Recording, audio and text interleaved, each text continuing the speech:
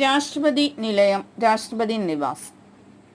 ഇതിൽ നിന്ന് ചോദിക്കാവുന്ന കുറച്ച് പോയിന്റ്സ് നമുക്കൊന്ന് പഠിച്ചെടുക്കാൻ ശ്രമിക്കാം. രാഷ്ട്രപതിയുടെ ദക്ഷിണേന്ത്യയിലെ വസതിയാണ് രാഷ്ട്രപതി നിലയം. ആസ്ഥാനം ഹൈദരാബാദിലാണ്. പണി കഴിപ്പിച്ചത് ഹൈദരാബാദ് നൈസമാണ്. വർഷം 1860. ഇനി രാഷ്ട്രപതി നിവാസുമായി ബന്ധപ്പെട്ട് നമുക്ക് നോക്കാം. രാഷ്ട്രപതിയുടെ വേനൽക്കാല വസതിയാണിത്. സ്ഥിതി ചെയ്യുന്നത് സിംലയിലാണ്.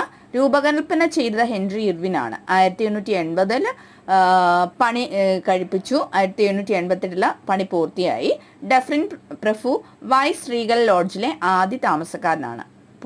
മാക്സിമം പോയിന്റ്സ് പഠിച്ചെടുക്കാൻ പ്രത്യേകം ശ്രദ്ധിക്കുക. നന്നായി പഠിച്ചെടുക്കുകയാണെങ്കിൽ ഓരോ ഹെഡിങ്ങിലും മാക്സിമം ചോദിക്കാവുന്ന ക്വസ്റ്റ്യൻസ് നമുക്ക് പഠിച്ചെടുക്കാം. എല്ലാവർക്കും ആഗ്രഹിച്ച ജോലി നേടുവാൻ സാധിക്കട്ടെ. അടുത്തൊരു നല്ലൊരു റിവിഷൻ ക്ലാസ്സുമായി നമുക്ക് അടുത്തൊരു റിവിഷൻ ക്ലാസ്സിൽ കാണാം. അറിയാൻ വയ്യാത്തത് മാത്രം ഒന്ന് എഴുതി എടുത്ത് പഠിക്കുക.